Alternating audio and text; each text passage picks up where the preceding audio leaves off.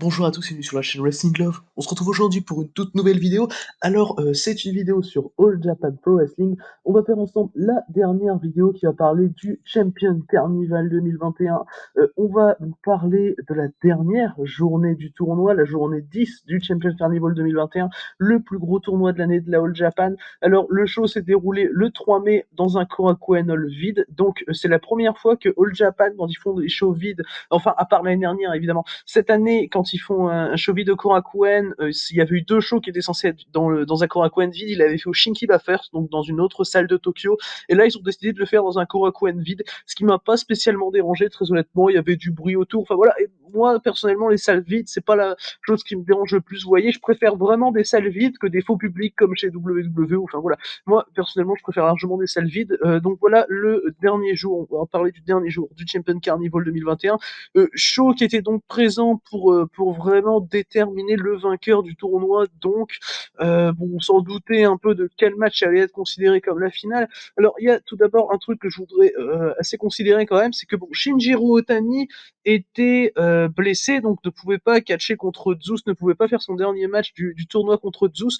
Zeus a donc gagné par forfait. En soi, alors Kohei Sato avait également gagné par forfait contre Shinjiro Otani la journée précédente, et Kohei Sato avait pris les 2 points qui lui permettaient de gagner. Sauf que là, du coup, Zeus a gagné par forfait et n'a pas pris les 2 points. Parce qu'en fait, si l'on comprend bien, en fait, ça dérangeait All Japan dans le booking de la chose. Du coup, All Japan, s'il mettait 2 points de plus à Zeus, et ben, c'était Zeus qui en fait, était égalité avec le vainqueur du Carnival. Du coup, il fallait refaire un match. Et du coup, All Japan n'avait pas prévu ça. Du coup, ils ont pas donné les 2 points de forfait à Zeus. Bah, ce qui m'a un peu choqué à titre personnel, parce que je pensais quand même que du coup, bah, ils allaient s'arranger, refaire un match derrière et faire gagner le vainqueur du Carnival, donc dont on parlera tout à l'heure. Mais bon, voilà, apparemment pour Zeus, c'est un non. Il n'aura pas ce match. Personnellement, ça m'a un peu dérangé qu'il y ait ça à ce moment-là. Autant pas donner de points à Kohei Sato pour avoir gagné par forfait. Donc voilà. Mais moi, je vois pas spécialement d'intérêt à ça. Mais du coup, c'était pour signaler. Donc on n'a pas eu notre Zeus Otani qu'on était censé avoir pendant le show. Du coup, on va commencer la review de ce jour 10 du Champion Carnival 2021 avec un six-man tag team match. Donc pour commencer l'undercard avec Purple Ace, Izanagi, Utamaro et Zeus. Donc voilà, enfin Izanagi en équipe avec ses potes de Purple Ace, ça a fait plaisir. Et Zeus, donc qui était prévu contre Otani, qui à la place se retrouve dans un tag d'undercard. C'est pour le même prestige, mais bon voilà. Purple Ace affrontait Dan Tamura, Hikaru Sato et Akira Francesco. Le match a duré tout un peu moins de 5 minutes, mais vraiment ça a été bien fait.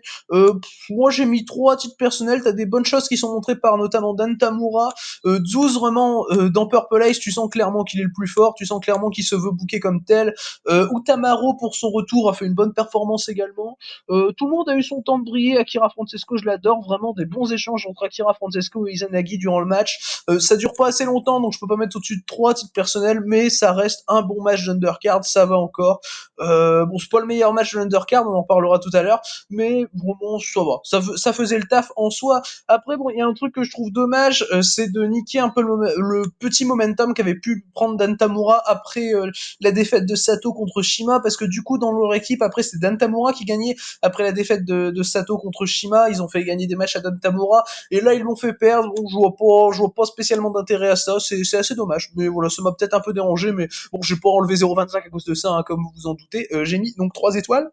Et du coup, on va pouvoir passer au prochain match du show. Le deuxième match du show, c'était là aussi un match d'undercard, un 8-man tag team match avec Total Eclipse, Okuto Omori, Kuma Arashi, Tajiri et Yusuke Kodama qui affrontaient Black Mensore, Ryuki Honda, Takao Mori et Yoshitatsu. Alors, faut savoir que normalement, je sais pas si c'était pour ce show-là ou le show d'avant, mais il était censé avoir un match de championnat AJPW Six-Man qu'ils ont vraisemblablement repoussé.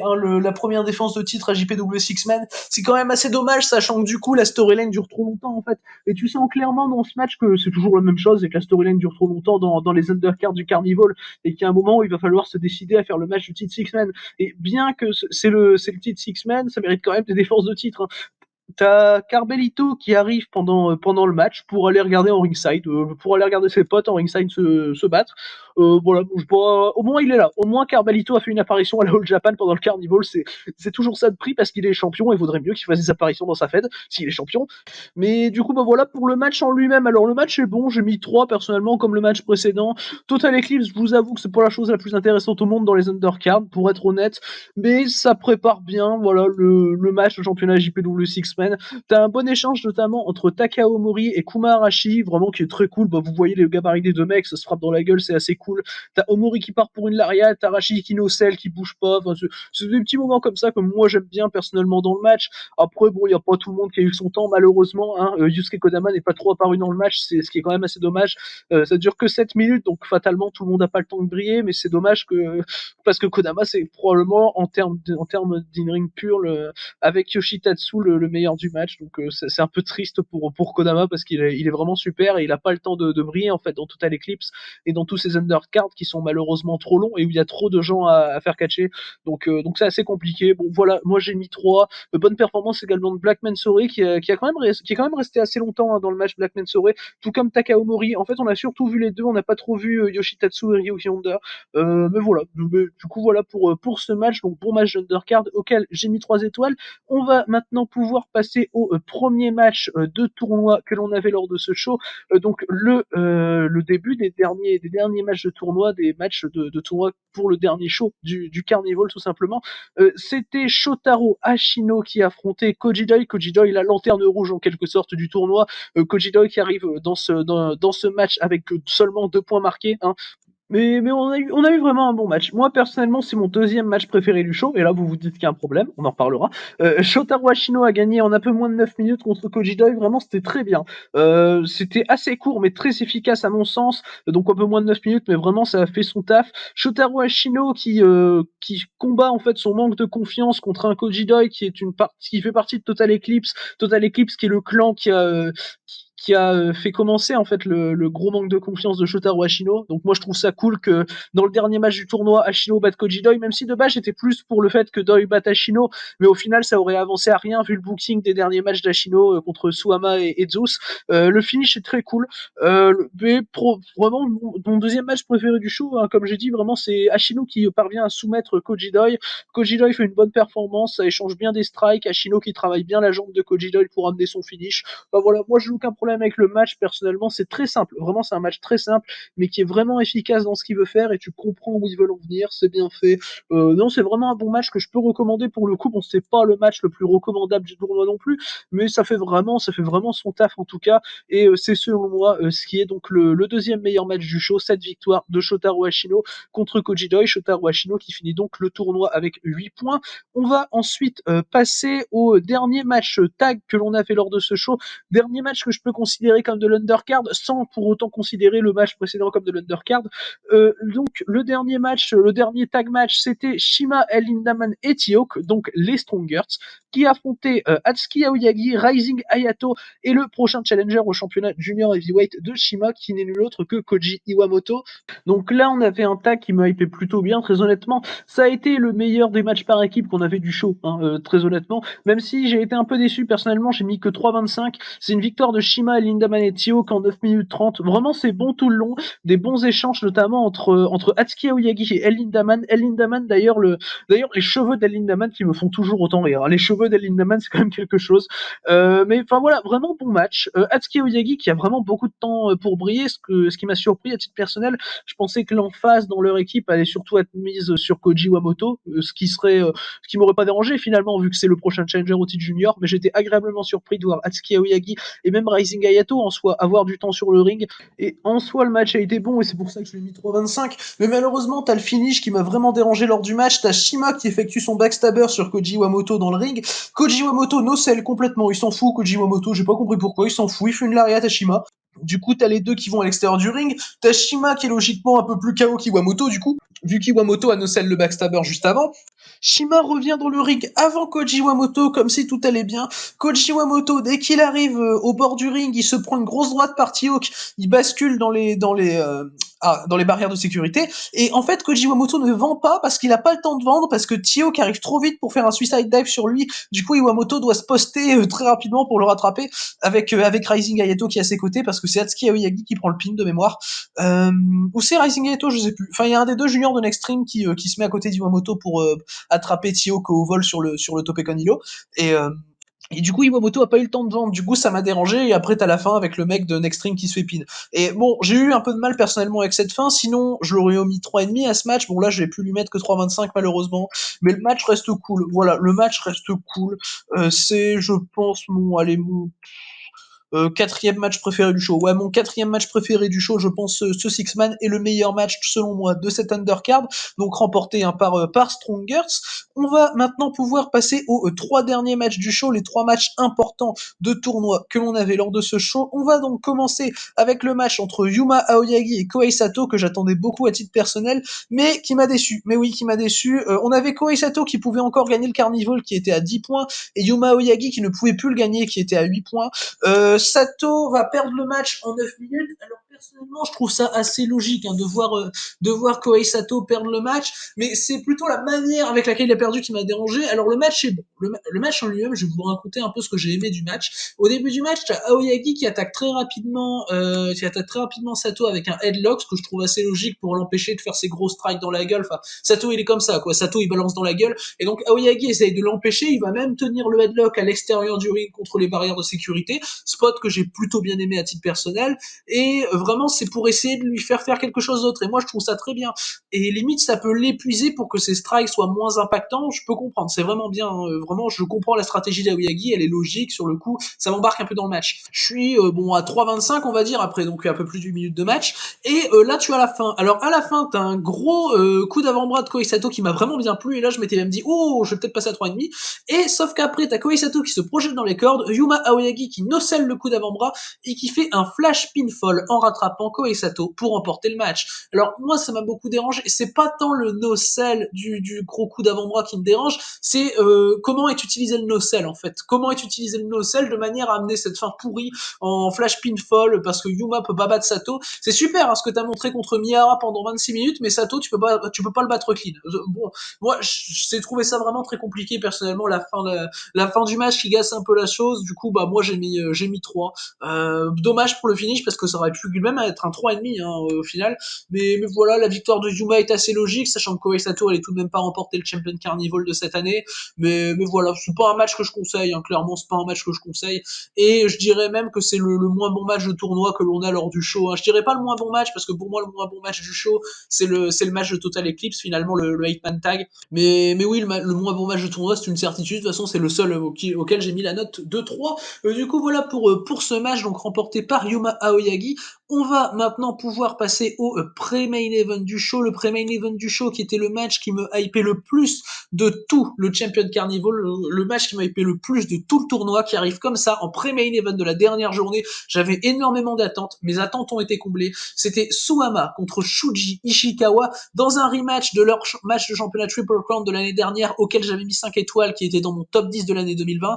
Et non mais franchement Ishikawa Suwama voilà, c'est moins bon que celui de l'année dernière évidemment, bon j'avais mis 5, mais là j'ai mis 4,5, c'est le meilleur match du show, c'est vraiment une tuerie ce match, c'est 20 minutes de bonheur, victoire de Shuji Ishikawa qui est logique, super bien amené, le match je le trouve incroyable, et c'est mon deuxième match préféré du tournoi. Suwama et Ishikawa ont tellement d'histoires en fait entre les deux, où clairement le match raconte le fait qu'Ishikawa est furieux envers Suwama parce que c'est, en fait déjà c'est leur premier 1 contre 1 depuis le match de championnat Triple Crown.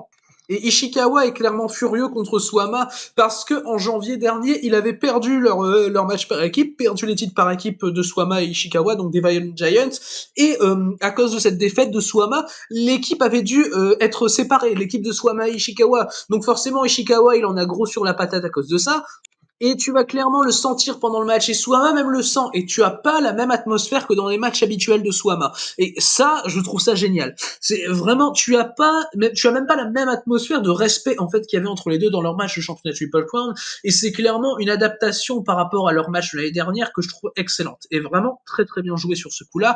Et non, vraiment, Suwama qui fait saigner Ishikawa très rapidement, très bon moment dans le match, en plus avec un crossface assez violent qui rend la chose très très legit, qui rend le vraiment. Enfin voilà, et Ishikawa vraiment, tu sens qu'il s'en branle un peu, qu'il saigne. Enfin voilà, Ishikawa déjà c'est un ancien catcheur deathmatch, donc déjà, même il y a pas plus tard qu'il y a pour gagner le titre Gaora TV il y a 2 mois, il faisait un deathmatch contre Jun Kasai en fait. Donc oui, Ishikawa il fait du deathmatch, donc oui il en a fait par le passé surtout.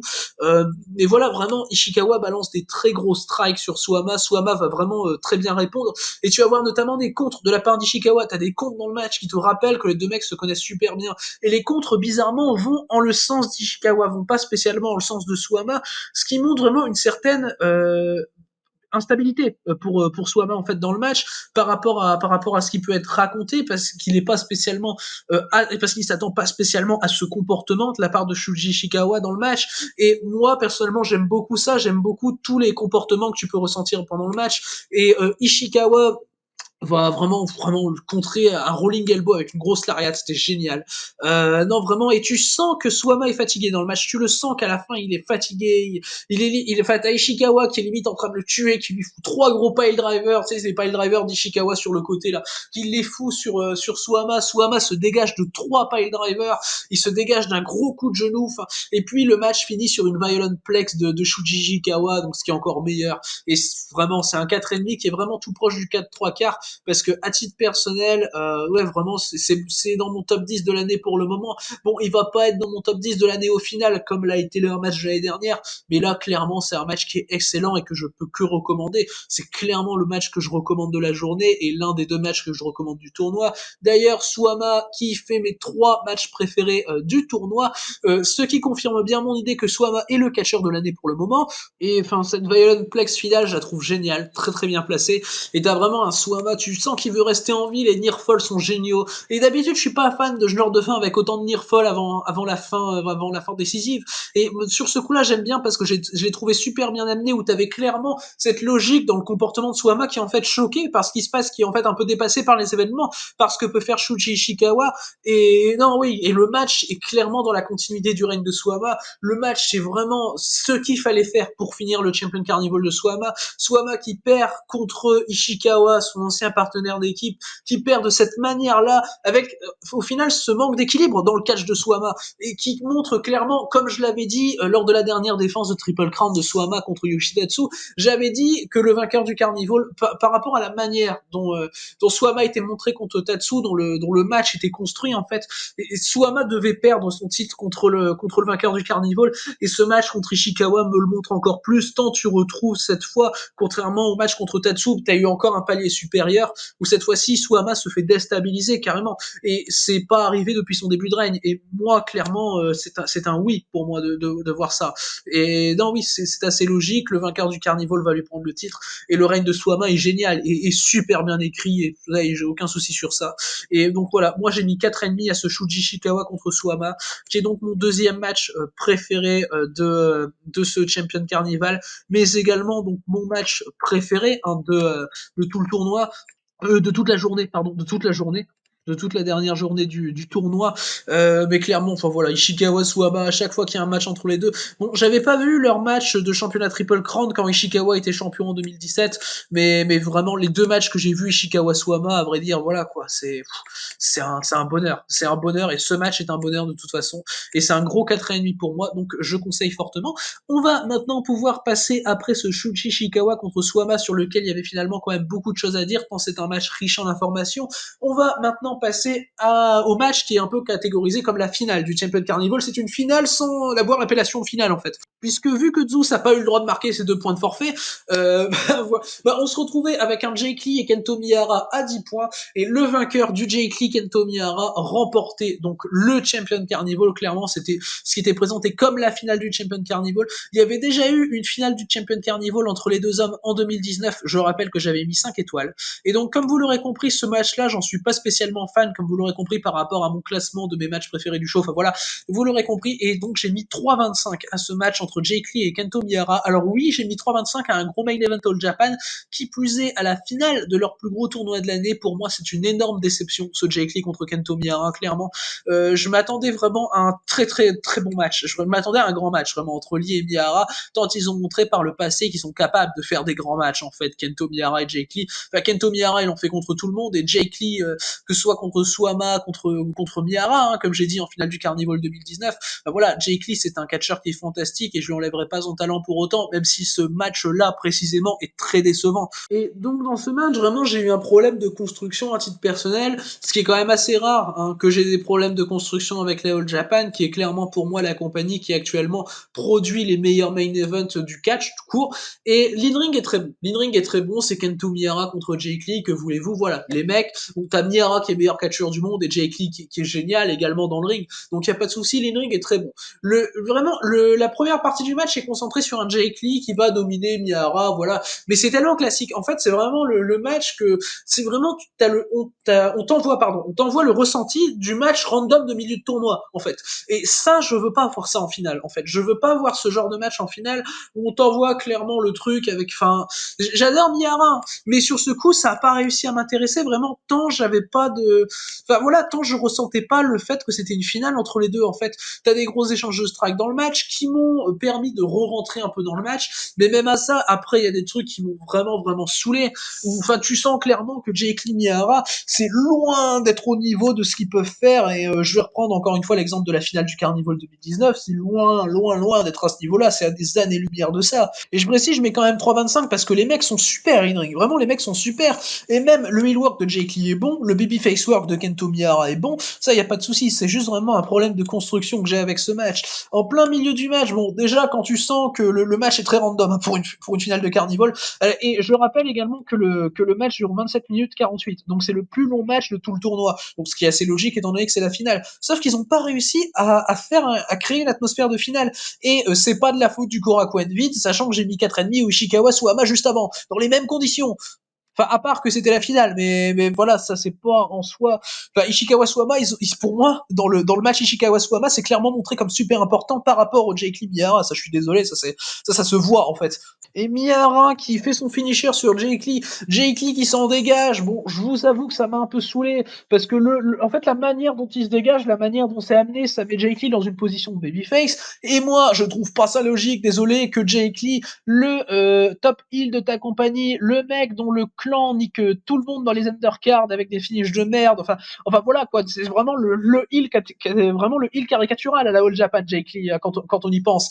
Et que ce soit lui qui se fasse mettre en position de babyface, quand t'as Miyahara qui tease son finish pendant 107 ans, et t'as le truc de Jake Lee qui résiste, qui va aller jusque mordre les cordes pour essayer de ne pas prendre la prise, qui va finalement y arriver au bout de je sais pas combien de temps, ça m'a fait criser, parce que non seulement Jake Lee est dans une position babyface dans la chose, ce qui, je peux pas comprendre quand c'est le top heel et que t'affrontes le top face de la compagnie, surtout qu'en plus, je rappelle que le truc dure 107 ans, et que vraiment ça m'a saoulé, j'étais juste en mode mais arrêtez ce teasing, arrêtez ça dure trop longtemps. Et j'aime bien le teasing dans le catch, faut pas dire que j'aime pas le teasing dans le catch, moi j'aime bien, ça ne me dérange pas, quand c'est bien amené, voilà, quand c'est bien amené, quand c'est bien construit, quand c'est voulu, quand c'est écrit, pensé de bonne manière. Et là, bon, ça pouvait que me saouler, vu combien de temps ça dure, et puis, voilà, c'est compliqué. L'in-ring est bon, encore une fois. La fin est pas si dégueu que ça. C'est Jake Lee qui remporte le match avec son brainbuster, là, comme à son habitude. Donc voilà. Voilà, la fin du match me dérange pas, honnêtement, mais le match en lui-même, c'est compliqué, hein, vraiment c'est compliqué niveau construction. Et t'as toute une partie du match où il n'y a pas spécialement d'intérêt parce que c'est un match random de tournoi. T'as l'échange de strike pendant le match que j'ai trouvé cool. T'as des headbutts de Miyahara à l'extérieur du ring qui étaient très impactants, que j'ai bien aimé. Mais vraiment c'est triste, c'est pauvre c'est triste de voir une finale aussi pauvre en fait de Champion Carnival, et moi ça me dérange à titre personnel. C'est pour ça que je mets 3,25. Après, j'aime bien le personnage de Jake Lee. Moi, je fais partie des gens qui aiment bien le personnage de Jake Lee, mais même à ça, même en aimant le personnage de Jake Lee, je peux pas aimer ce match parce que je le trouve mal construit. Et c'est pas contre le personnage de Jake Lee. J'ai dit tout à l'heure que Jake Lee avait vraiment un bon heel work, que Miyahara avait un bon face work. Sauf que à un moment, quand tu interchanges les deux positions là, avec comment sont caricaturés les mecs, c'est non, c'est un non pour moi. Et ça, c'est un truc qui m'a fait criser, qui m'a vraiment saoulé. Et non, oui, c'est la première fois de l'année que je parle comme ça d'un main event All Japan parce que c'est compliqué. Enfin voilà, les main event All Japan d'habitude c'est vraiment ma cam, mais là je suis pas arrivé. Je l'ai trouvé mal construit, vraiment, ce qui est quand même vraiment bien dommage hein, pour une finale de Champion Carnival. Du coup voilà, Jake Lee remporte le Champion Carnival dans une finale d'un peu moins de 28 minutes, une finale que je vais pas recommander évidemment entre Kento Miyahara et Jake Lee. Mais une finale qui reste pas dégueu et enfin voilà, j'ai vu des finales qui sont pires hein, quand même cette année. Je rappelle que j'ai vu la finale de la New Japan Cup cette année, hein. Mais voilà, le match est bon hein, en soi, mais voilà, c'est compliqué. Mais du coup, Jake Lee qui aura donc défié Suama pour le championnat Triple Crown. Je sais pas la date exacte du match entre Jake Lee et Suama pour le championnat Triple Crown. Et donc évidemment, je vois Jake Lee prendre le titre à Suama hein, de la manière dont c'est écrit. Ça me paraît très logique et c'est ce qui va se passer selon moi. Et un Jake Lee heel champion, ça me dérange pas spécialement, hein, très honnêtement, contrairement à, je pense, beaucoup de monde. Moi, ça me dérange pas, un Jake Lee heel champion. J'aime bien Jake Lee heel, même si je préfère largement Jake Lee face, hein, faut pas déconner. Mais j'aime bien Jake Lee heel, donc j'attends de voir. Mais voilà, le match, c'est une grosse déception à mon sens, et du coup, c'est ce qui conclut ce show numéro 10 du Champion Carnival 2021. Donc, c'est ce qui conclut tout le tournoi, tout le plus gros tournoi de l'année de la All Japan, qui était dans son ensemble. Bon, je vais pas revenir sur le tournoi dans son ensemble trop, hein, mais dans son ensemble, le tournoi est vraiment bon, à part cette finale qui est ratée, à mon sens, qui est vraiment très décevante. Ils ont loupé la finale pour moi, la All Japan. C'est quand même assez dommage, mais le tournoi dans son ensemble est vraiment très bien. Et le show, donc ce show-là est bon, très élevé par le Suama Ishikawa qui était excellent et fantastique. Et donc Suama Ishikawa qui est, comme vous l'aurez compris, le match que je recommande du show. Show, j'attendais plus hein, du dernier show du Carnival de cette année, mais c'est surtout de la finale dont j'attendais plus en fait, et où je suis vraiment déçu de la finale. Mais sinon le reste ça va encore. Le reste, ça va, c'est vraiment un bon show, à part la finale qui est complètement loupée. Mais du coup, voilà, je conseille fortement de regarder le Ishikawa Suama, c'est un des meilleurs matchs du tournoi. Il y a une story, une construction qui est excellente et c'est 20 minutes de pur bonheur, qui est donc actuellement dans mon top 10 de l'année. Du coup, voilà pour ce show, voilà pour cette vidéo sur le All Japan Pro Wrestling Champion Carnival jour 10. Donc, c'est la fin de mes reviews hein, sur le Champion Carnival. Mais du coup, merci d'avoir écouté cette vidéo et ces vidéos, du coup, sur le tournoi. Et du coup, d'ici les prochaines vidéos, j'ai botché un peu l'outro, désolé. Et du coup, d'ici les prochaines vidéos, je vous dis à la prochaine.